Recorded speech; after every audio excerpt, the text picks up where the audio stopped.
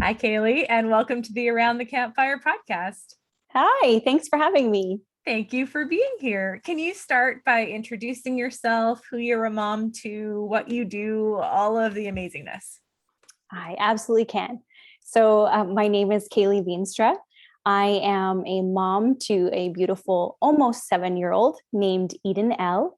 And I am a wife to David, who we are mutually acquainted with. We are, yes. Dave is actually one of my favorite RMTs. And so whenever I can get in to see him, it's like therapy. It's amazing. So yeah. It is.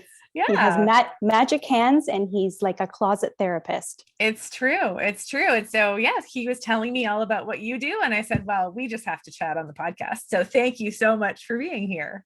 I'm really excited. Yeah. So tell me a little bit about what you do.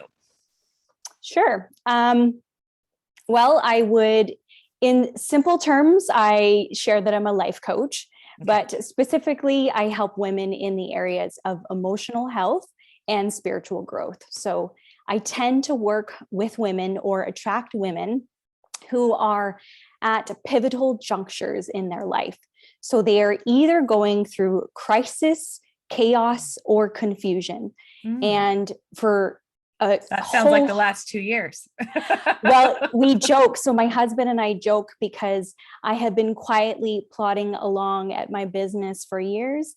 And, when everything happened in 2020, it was like prime conditions for my business to take off. Yeah, no doubt. No doubt. I mean, crisis, chaos, and confusion, it pretty much defines the pandemic. Wow. Wow. So Yes. how did you get started doing this? You said you've been doing it quietly for years.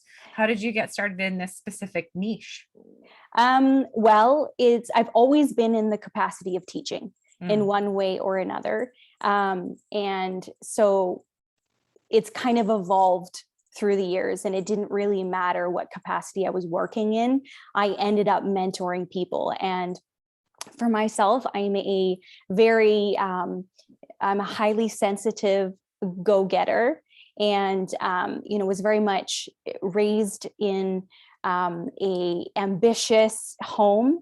I had two entrepreneurial parents. I was raised through the private school system, and so I excelled from a very young age. And I loved to be creative, and so I was always trying to excel in creative endeavors. And then by the time I got to my 20s, I had three mental health breakdowns, multiple burnouts, and of course, like so many women, my physical health suffered. Yeah. And through that journey and then into motherhood, I had a very traumatic experience both in pregnancy and delivery, and basically my life turned upside down. And so I had always been someone who was ambitiously self-aware and was always working to grow, Right. Self-help junkie, spiritual, junkie, all those things. And so it just really was the perfect opportunity for me the lid was blown off when I became a mother, and it was an opportunity for me to take everything that I had been studying and learned and apply it to my life and really do some deep dive into healing into trauma healing and starting to get really honest about what I needed in order to thrive as a woman and as a wife and as a mother, and as a highly sensitive woman who's very emotional.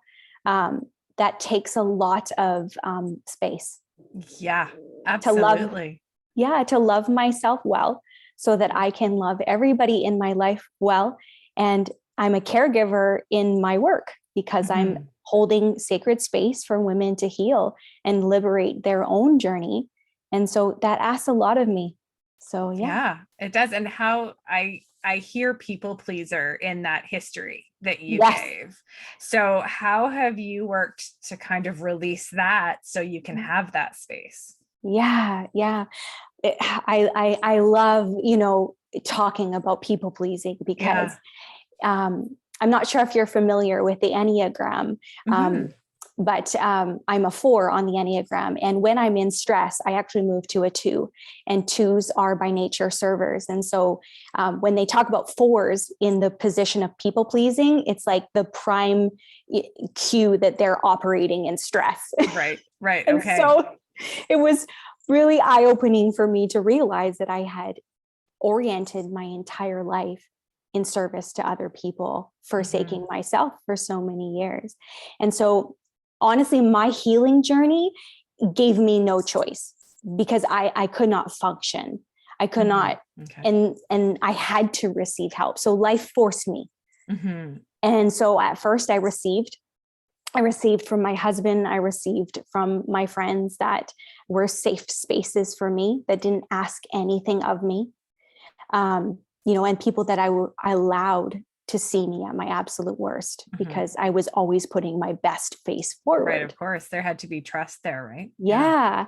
I allowed my therapist, and I allowed my, the healers in my life, my naturopath, different people like that were there to assist me. And so they really helped me see how sacrificing myself and having no boundaries around my time, and 2 boundaries around how much I gave, because I was giving all of my life force away. And, when you think about business, it really took me realizing that my business too was suffering. So as an ambitious go-getter, I was suffering even in my business, because the creative energy the life force that I was bringing into my business was not the best. It was the leftovers, and I could hear myself saying things like, I'm tired of getting the scraps, and so slowly but surely I practiced having boundaries. I practiced using my voice, asking for what I needed.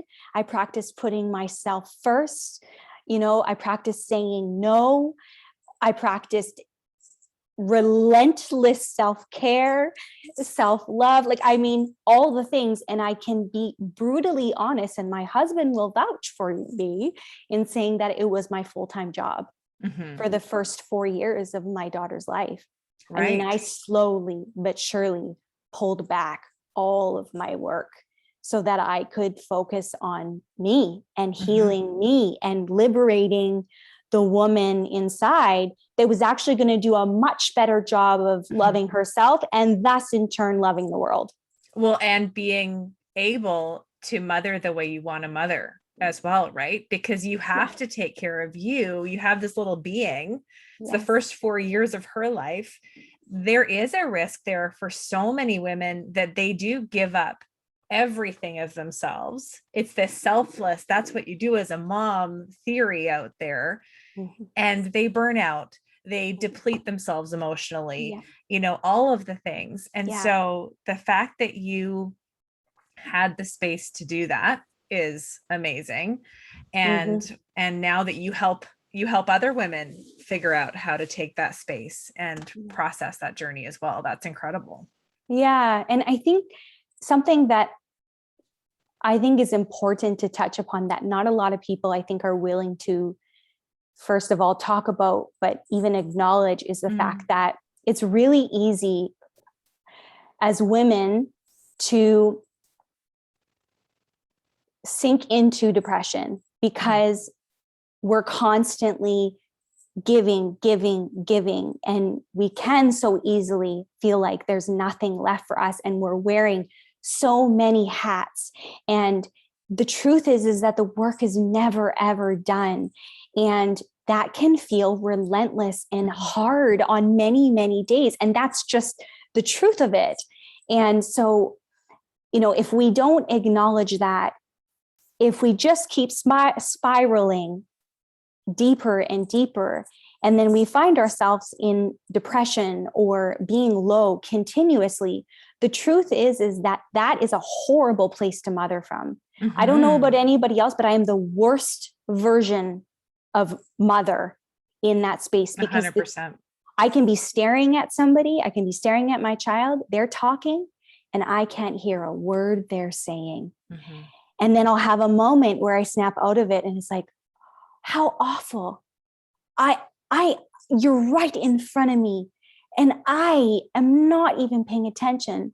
Or I'm so desperate that I'm sitting there scrolling and scrolling and scrolling on my phone. And then I notice out of the corner of my eye that my child is standing beside me, staring at me, asking for my attention. And that list goes on. And, I used to have a lot of shame to even admit that I had had those moments. Right. Because I aspired to be the mom that never had those moments.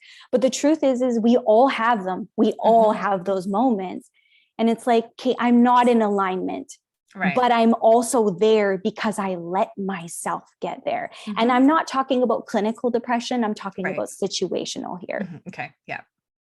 So how then, next obvious question, how do you bring yourself out of that? If you acknowledge that you're there, how do you lift yourself out? Because it is heavy, especially in the last 2 years, right? There is a lot weighing on us, not like just as moms in general, but then when you add in all of the other things that are happening societally, is that a word? Yes. Around us, it's very heavy. So how do you lift yourself up? Yeah. It's a process. And I think you baby step your way out of it.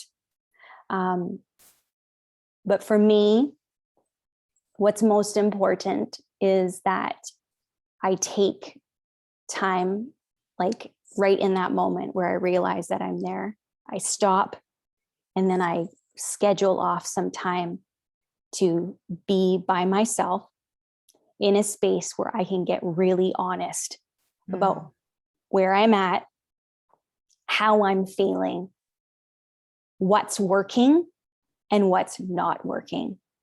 And I take an inventory. And there's different ways you can do that depending on your personality type. You can journal, you can meditate.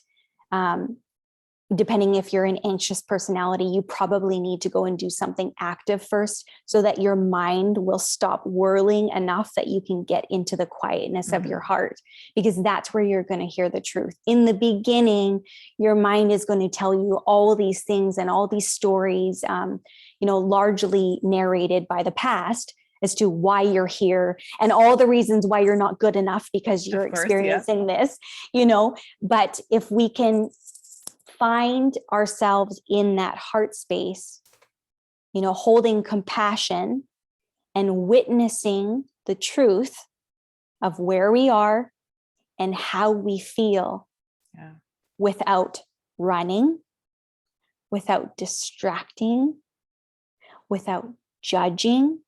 And the most important in my book is not trying to fix it. That's the one. Yeah. And that is where healing begins. We all need someone to hold that space and to see us exactly as we are, no matter how messy we feel in that moment, and to say, it's okay. Yeah. I see you and I love you exactly as you are. And, my journey has taken me to the place of being that person for myself, but we don't start there. And so if you're in that space where even hearing me say, I love you, and the idea of saying that to yourself is like making you gag or making you cringe. Like, I get that, I started there too. Then it's a matter of finding someone who can hold that space for you. And they don't have to use those words. They can speak, your language or meet you where you're at in a way that feels good for you. But it's incredibly important that we find somebody that can hold that space for us. And after we've done that, we return again and again and again. And it's in returning to that space with that person or by yourself, that's where you get the medicine, whether it's, wisdom for how to move forward, or whether it's a conversation that needs to be had, or whatever it is. I believe the help you need to ask for. Yes. So good. So good. So how do you typically work with women now? Is it one-on-one coaching? And, do you find that you're working with, these are, sorry, multiple questions coming at you, but do you find you're working with the women that are in the place you were in when you started? Like, what does your work look like? It varies, honestly, depending on, where women are at in their life, whether they're mothers or not, whether they're single or whether they're married, what, how old they are. So it really varies. But predominantly I work with people two ways. One-on-one, I hold that sacred container through, I call it transformation coaching. And that's because my goal is to help you really birth the most authentic version of yourself. And that starts first with healing, and then we move into liberation. And for some women, it's a matter of me holding that sacred space for them for, let's say, 6 weeks or 3 months. Other women, I've worked with them for multiple years, one-on-one. And then the other way that I work with women, which typically is for one of two types of women, either the really busy woman who, is just kind of, starting to dip her toes into self-care practices and is trying to find the right person to hold space for them. Or for people that have done a lot of work in this area and just need someone to hold space for them for an hour. Then I'll work with them in the Embodied Faith Academy. And that is my online membership community. And so in that, I do live classes every single week with some embodied movement to help us with our emotional intelligence and our emotional regulations. And then there's a bit of coaching in there, as well as I have a library of learning on there that includes over 50 workshops, classes, and coaching programs that the members can go through on their own time. So Very cool. Very cool. So when we talk about emotional health and spiritual growth, is that the journey that you take women on? And what does that, I know it would be different for everybody, but what does that culminate in? What is your sort of ideal, not that there's a rival, but arrival for a client or a woman that you're working with? Okay. Well, why I use those terms is because I truly believe that most of the things in life that cause us dis-ease, whether that's in the body or in the mind or in the spirit, that a large portion of that is rooted in our emotions. And we live in a culture that has us so distracted and so busy. And for women, we've been living in a patriarchal society for so long. And so we've been living in our masculine, and we're disconnected as women from the divine feminine part of us. We're disconnected, and our emotions are directly connected to our intuition, which is the voice of our higher self. And so ultimately, if I was to say, what's my end goal? That's my end goal. I want to help every single woman reclaim their relationship with their intuition. And that starts with them understanding that their emotions are their friends, because they are actually flags. They are the voice of your intuition that has manifested as a physical sensation so that you cannot deny it. We're not going to be showing the video for this, but your face just lit up as you started talking about this part. Yes. I love it. It's so liberating. It is because as a, I think women, all women, but I can speak for myself in this as a highly sensitive woman. I have literally my whole life been high highs and low lows, and I can switch back and forth, at the drop of a hat. And I was shamed out of that my whole life and told that there was something wrong with me. And it took me until my 20s for me to understand that, no, I was born that way on purpose and for a purpose. And that actually that's my superpower. Yeah, it's a gift. It is, but it took me so long. And I meet more and more women Doesn't matter, what culture they're in, what they identify with. And it's like, we're all on this journey together, whether or not we realize it, of reclaiming the divine feminine in ourselves first, and then in our world. And that I'm really passionate about. Yeah. Yeah, absolutely. So when you have a highly sensitive person or a deep feeler, big feeler, yes, it can be quite scary to go there for the first few times, right? So how do you help women navigate that? Good question. Can I ask you to clarify, Yeah. scary for the individual themselves or scary for the ones receiving them? Oh, for the individual themselves. Okay, good question, because they're very different. Yeah, absolutely. No, I'm thinking internal process. And when I've been doing the work and thinking about, what's working, what's not working, all of those pieces, right? It's sometimes scary because you don't know how deep it might go. And I don't mean low, I just mean how deep, right? Yeah. Yes. One of the best teachings that ever supported me in that was coming to understand that emotions were simply just energy. Emotions are energy in motion. Emotion. And so you can think of emotion or energy like a wave. Now, for most women, the wave starts to build. Okay. So it's building. Let's imagine it's at the root of your body and it's building. Now imagine that wave hits your chest. That's when anxiety starts to happen for most women. Now, you have not even imagine that wave building at the beach. It's coming up and it wants to peak, right? Yeah. But you have to move past anxiety in order to get the wave to peak and crest. But once it does, what happens to the wave? It goes back down. It crashes. Yeah. And it's the exact same thing with your emotion. So the point that feels scary is between the chest and the throat. Yeah.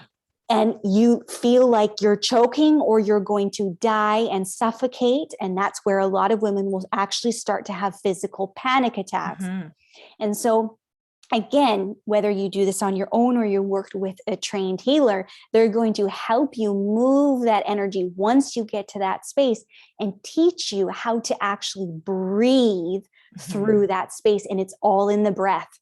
And if you can find your breath and stay with your breath and hold the emotion, whether you're feeling it or visualizing it or even, picturing the word in your mind's eye, all you have to do is hold it. And that feeling, I promise you, once it moves past your throat, it will move up into the crown of your head and you'll start to feel dizzy. Some women who have passed out from panic attacks, this is still a scary part for them. This is when they will white out and they'll drop. So it's important for them to have somebody actually holding space for them while they're doing this. But once you get the emotion past the crown of your head, it literally just whoosh, it leaves your body. Amazing. It crashes. And so for all my clients, it is the most terrifying but liberating moment in their journey because they realize their emotions, one, cannot harm them because they're just energy. And two, they realize that they're in control. Well, that's the scariest thing is I know for me, I will quite often, I'm watching you do the hand motions and sort of illustrate this wave. And I'm thinking, right before that mid chest is where I go, no, we're not feeling this now. And the wave doesn't even ever get up to the point where, but then it just keeps sort of hitting, right? And becoming this repetitive thing that you can't actually ignore anymore. And that's where the spiraling comes in and all of that. So it's fascinating. But I also, I'm watching you do this and I'm hearing you say these things and I'm like, but that part's the scary part. It is. It really is. And that's why, again, I go back to, it's really important that you find the right person to help you. And I will say, I love traditional forms of therapy. All right. I believe in them and I do them myself. But I will say that talk therapy is not going to take you through that process. No, not at all. No. Not at all. I've had 3 therapists now saying like, okay, so I think you're good. Yep. No, I'm not. Yeah. No, I'm not. So yeah, I don't think you need to see it. I think you're pretty good right now. And I'm like, okay, sure. Yes. I think, at that point, the most effective practitioners and practices are really rooted in breath. Yeah, for sure. Oh, this is fascinating. So just like, there's the personal stuff where I'm like, oh, I should probably do this. But then there's also just the fascinating sort of science behind it, right? This is so cool. It's so cool. So cool. Yes. Okay. So I normally ask this at the end, but if somebody wanted to work with you, how do they connect with you? What are the best places to find you? I know you have a YouTube channel. Tell us all the things. Sure. Yeah.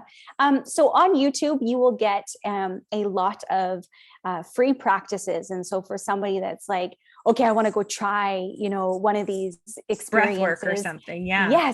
Yes. So I have some free journeys. So those are somatic journeys that I will take you through. And so you can get a taste of what it's like to work together.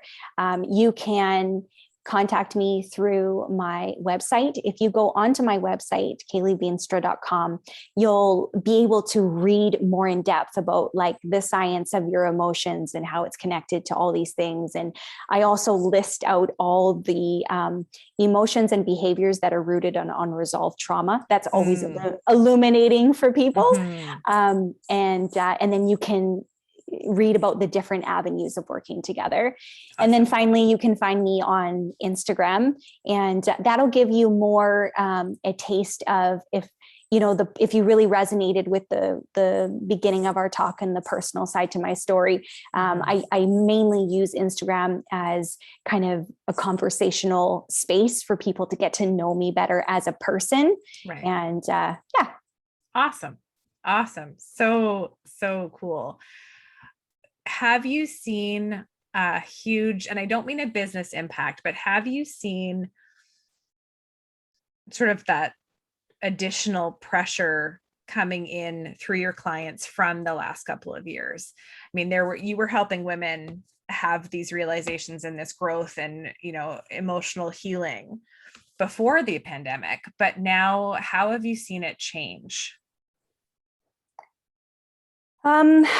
I think for many women like myself, it forced them because they saw themselves, in a house with their family and only their family for a very long time.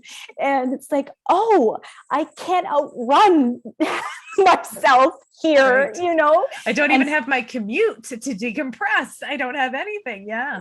No, and so I think for some women that was the case. And so, and then depending on their personality, they either, dove in headlong or they started talking about it.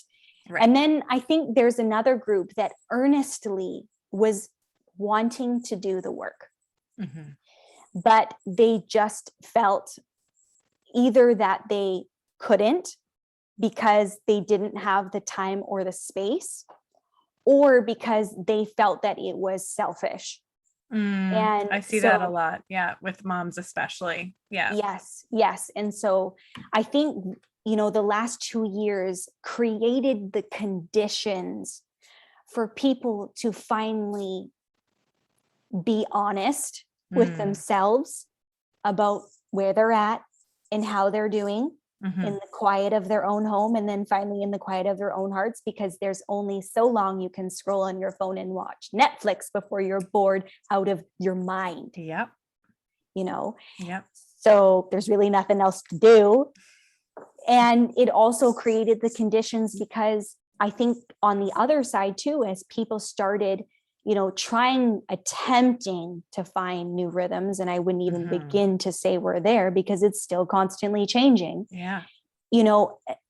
People started realizing like, oh, I don't actually like the way I was living. And I don't like the structures and the systems that are set up in my life and in my work. And this isn't working for me. And so I think if it didn't create the conditions for them to say, I need help, it created the conditions for them to say, no, I'm actually going to take control and make changes.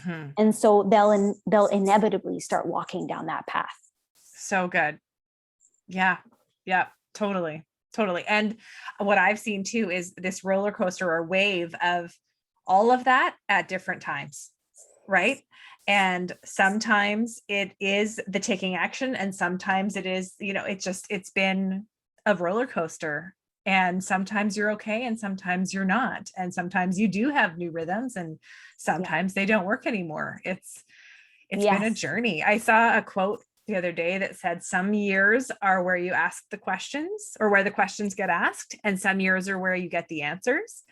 And I said, I'm really not sure what last year was, right? Like, I think it was a bit of both for me. It's been a journey. It really has. And I think that that's okay, because I think that as women, we are cyclical by nature. I mean, within every month, we have 4 distinct phases within our hormones, which means that within every single month, we have 4 different sets of needs and paces and energies. And energies. And that's science too. And so it's like start understanding that, like, of course, there's going to be days where I need to receive and other days where I need to give. And of course, there's going to be some weeks where I have tons of energy and I want to get lots done. And then there's going to be other weeks where I have to cancel everything and sit on the couch because I can't do anything else other than the bare minimum. And it's like letting that be okay.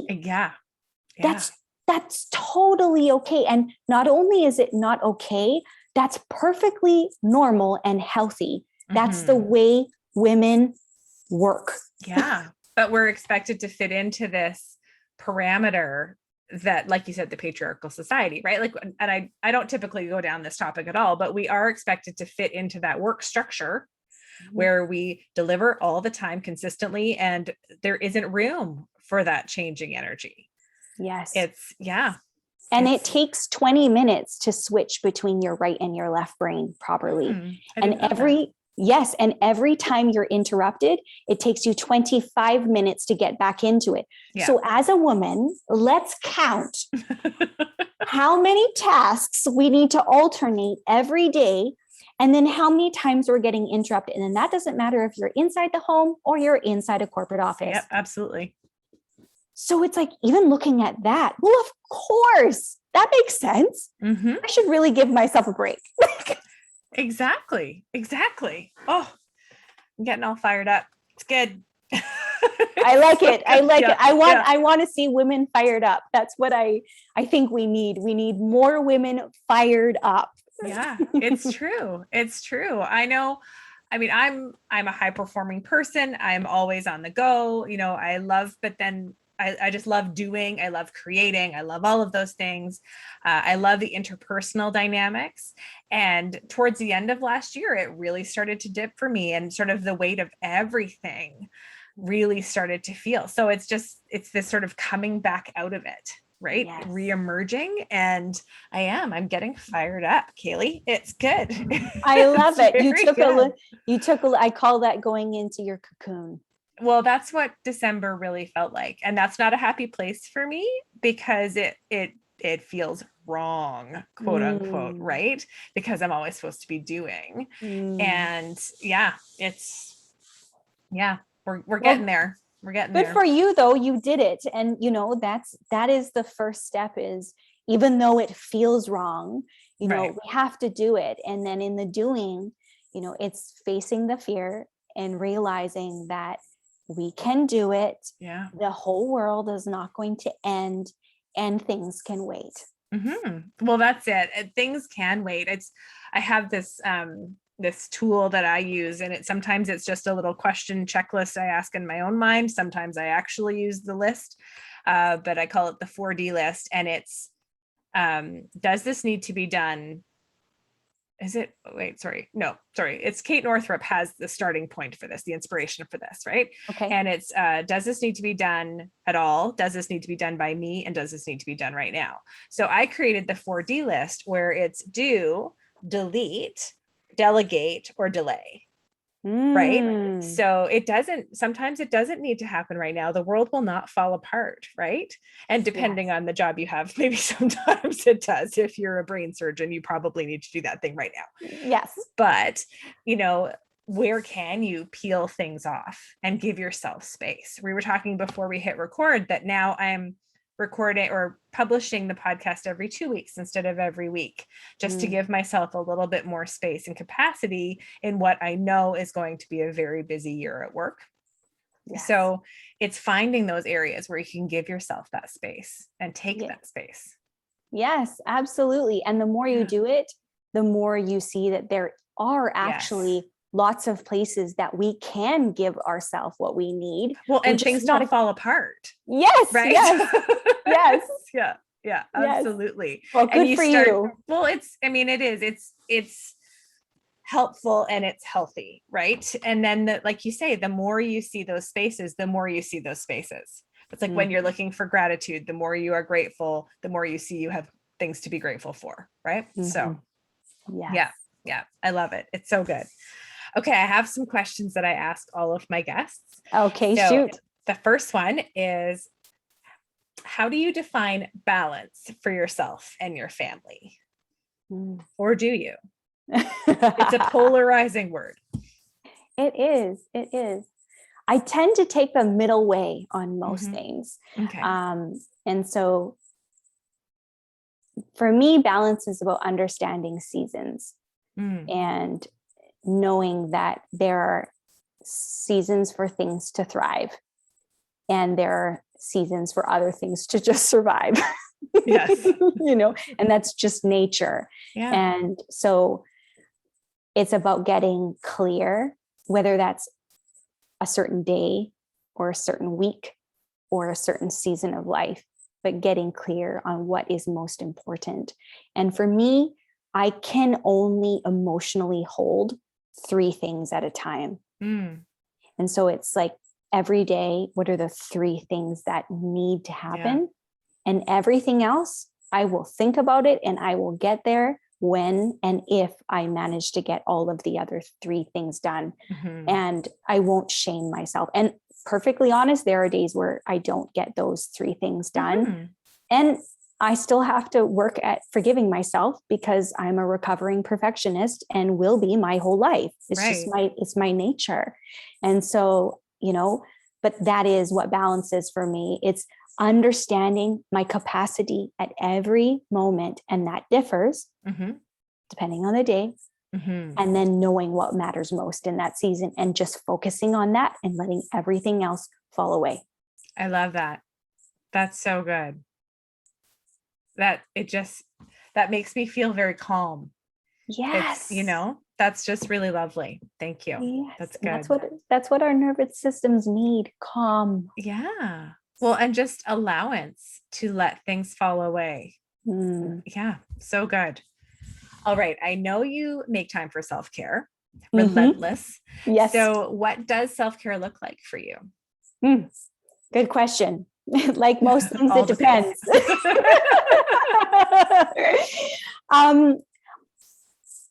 Okay. I wake up every morning and I ask myself what I need that day. And so it varies, but I take 1 hour every morning. And I have done this since my daughter was very young. I would set a timer. And if she bugged mommy, I would turn it back. And I closed the door and I would make sure, she wasn't in danger. Taken care of. She's taken care of. But I took 1 hour every morning before I did anything else. And I drank my coffee while it was hot by myself. And then once I had my cup of coffee, which I sit in silence and drink, then I will either meditate, I will do some yoga, I will journal, or I will dance. That tends to be what I will do. And sometimes I'll do all 4. Maybe I only want 5 minutes of this, but that's really my time to let my intuition guide me and give myself whatever it is I need. And some mornings, honestly, I'll decide like on a whim, I'm going to do a puzzle or I'm going to paint. And I still have moments where I'm like, no, that's not the routine. And then I'm like, get over yourself. You want to do the puzzle, go do the stupid puzzle. Yeah. I love it. Yeah. So yeah, but that is the most solid form of, foundational it's intentional. self-care. Yeah. It's intentional. Yeah. Yeah. That's awesome. Oh, so good. Okay. What is the biggest lesson you have learned as a mom? Oh, wow. I know it's the biggest one. It's the last one. Oh, man.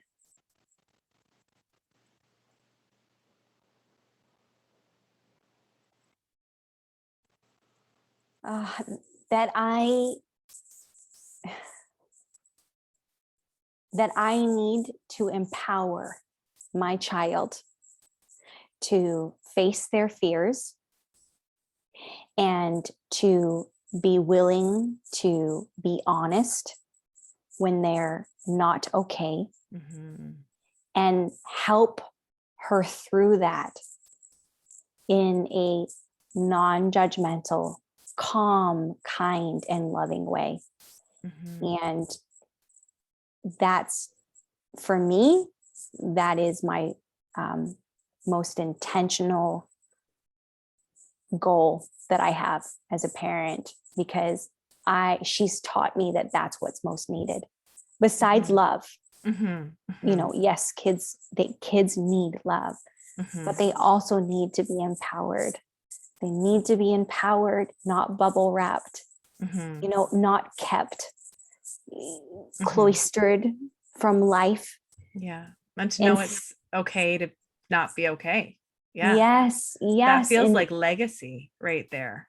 Yes. They need to understand their emotions, and they need to know how to work with them. And I was watching, Dave came home from work the other day and he's like, you need to watch the Mr. Rogers movie with me. Oh, it's so good. It is. And I had wanted to watch it and I never had. And I sat there bawling through the whole thing. So I was like, Mr. Rogers is my kindred. I know. We need to teach children how to deal with their emotions, because we're humans, we're emotional beings. And I really think that it's still the minority people that are both in touch with their emotions in a healthy way. Right. Okay. Just because you can express them does not mean that you have a healthy relationship with them. Right. But how to actually healthily process and work through them. Do you share with her when you are not okay as an example? Yeah. Always. I let my daughter see everything. Yeah. And, because I am a deep feeler, there have been moments where, I'm on the floor, a mess, bawling my eyes out. Whether those are happy tears or sad tears, both can equally hit me hard. But I know that I need to let myself feel them, because my heart expands. And the more I expand and feel for myself, the more capacity I have to hold that space for other people. And so she's seen me and witnessed me, and she knows how to just walk over and put her hand on my back. And she knows that that's enough. She's not scared of my emotions. No. And on the other hand, she's also seen me be really angry. And my husband and I have disagreements, because I want her to know that healthy conflict, doesn't mean it's perfect or pretty, but healthy conflict is part of using your voice and following your intuition and fighting for what you believe is important.